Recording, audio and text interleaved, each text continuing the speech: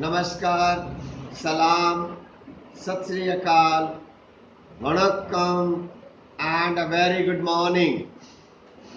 Angels की history class में एक बार फिर से आप सबका स्वागत करता हूं। हम पढ़ रहे थे यूरोपियंस का इंडिया में आना। हमने देखा कि किस तरह से यूरोपियंस में विशेषकर पोर्तुगीज, डच, फ्रेंच और ब्रिटिशर्स में होड़ लग गई। It became a matter of prestige for them to get involve with India, and they engaged in proving superiority over each other. Europe में इस तरह की बातें होने लगी कि इंडिया से और चाइना से जो ज़्यादा व्यापार कर पाएगा उसकी दुनिया में अपनी एक धाक बनेगी। इस तरह की एक सोच यूरोप में बनने लगी। ये वही समय था जब एक कॉन्फ्लिक्ट स्टार्ट हो गया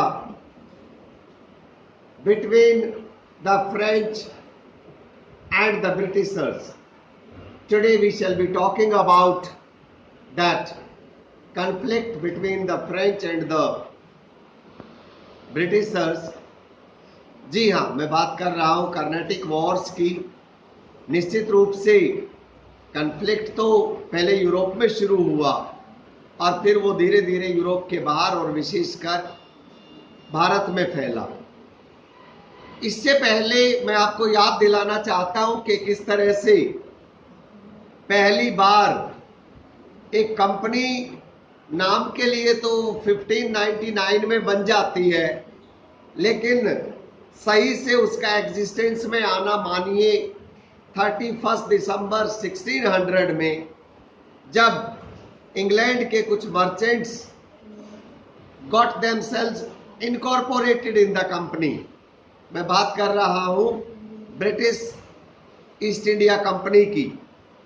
तो सही स्थापना वैसे 1599 से ये कंपनी स्टार्ट हो गई थी, लेकिन सही से it became very strong on 31st December 1600 as the merchants, the famous merchants of England got themselves incorporated in the company। और यहीं से शुरुआत उस सफर की होती है जब एक कंपनी, एक व्यापारिक कंपनी जो व्यापार करने आई थी was very humble initially and later on became the grabber, the territory grabber। So 1608 में पहली बार, मैं ये बातें बता चुका हूं आपको, पहली बार the ships of the company reached at सूरत। और याद कीजिए वो अंग्रेज थॉमस रो जो पहली बार मुगल एम्परर जहांगीर के दरबार में पहुंचता है, किंग जेम्स फर्स्ट का एमिसरी बन करके, और he gained the rights to establish a factory at Surat. This was, some of us consider this to be the turning point, लेकिन अधिकतर लोग कहते हैं कि इससे बड़ा टर्निंग पॉइंट था 1717 में, जब the company achieved its hitherto most notable success when it received a farman, a royal dictate from Jahangir। And what was the dictate? The dictate was the company did not have to pay the custom duties। This was the Farman they got from the Mughal emperor. इस तरह से बाद में तो इन्होंने, मैं आपको map पर लिए चलता हूं कि मद्रास, जिसको आजकल हम चेन्नई के नाम से जानते हैं, सेंट जॉर्जिज की स्थापना कर ली। और फिर बंगाल में आप आ जाइए, हुगली नदी, वहाँ पर इन्होंने स्थापना कर ली। इसके बाद मैं आपको वेस्ट की तरफ लिए चलता हूँ, Surat, Ahmedabad, and of course not to forget the place where I live, Agra. तो इस तरह से 1647 तक company had established 23 factories, mind you 23 factories in India, and this was a big number.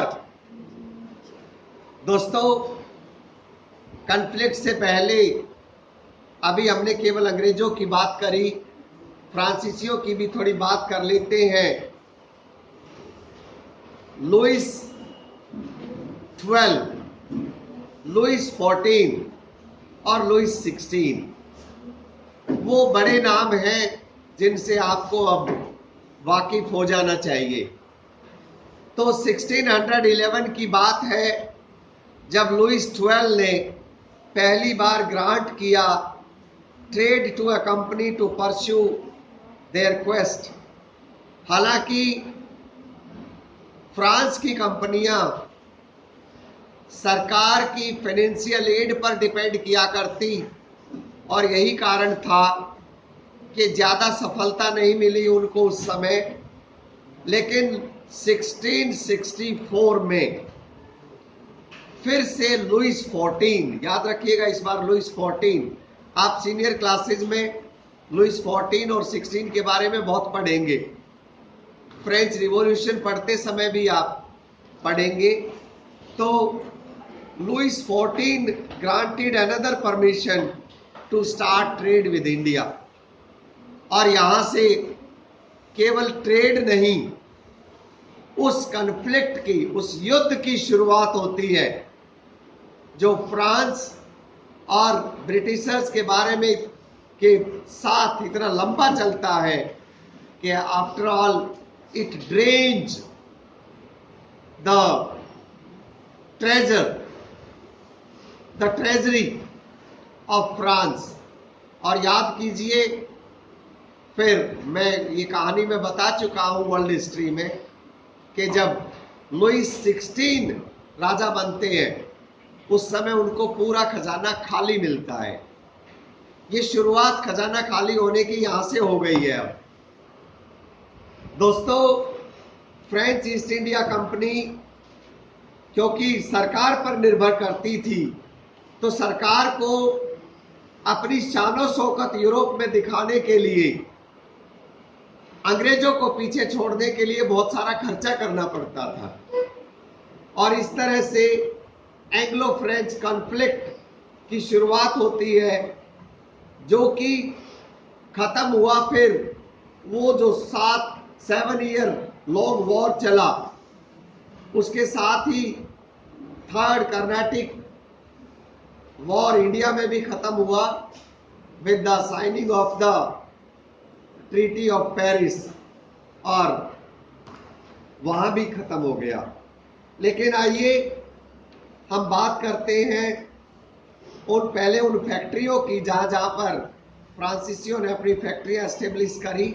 मैं एक बार फिर से आपको मैप पर लिए चलता हूं। ये जो फेमस फैक्ट्रियां सेटलमेंट्स थे, मछलीपट्टनम वॉज वन, ध्यान से देखिए। उसके बाद कारिकल, माही, सूरत और चंद्रनगर। तो इस तरह से फ्रांसीसी भी उनसे कोई कम नहीं पड़ रहे थे, और यही कारण था कि the first half of 18th century saw a serious threat from the English East India Company। फ्रांसीसियों को लगा कि पूरा व्यापार चौपट हो जाएगा, क्योंकि इंग्लिश ईस्ट इंडिया कंपनी ने बहुत कुछ हथिया लिया। और फिर हमने अभी अभी बात करी थी कि उन्होंने तो एक चालाकी से बाद में तो इतना कुछ कि उन्होंने कस्टम ड्यूटीज भी यहाँ पे नहीं करी। खैर, हम धीरे धीरे वहां तक पहुंचेंगे, लेकिन ये रिवेलरी शुरू हो चुकी है अब, और वॉर यूरोप में शुरू हो चुका ऑस्ट्रियन सक्सेशन का।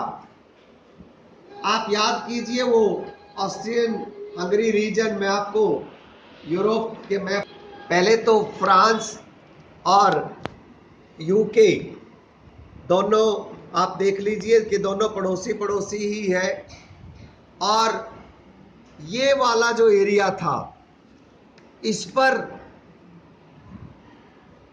ऑस्ट्रियन हंगरी वाला जो एरिया था इसके लिए अब स्ट्रगल शुरू हो चुका था। लड़ाई इन दोनों के बीच में चल रही थी।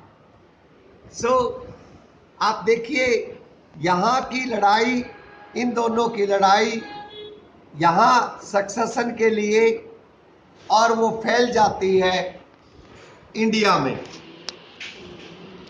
English East India Company Carnatic region में was led by Robert Clive.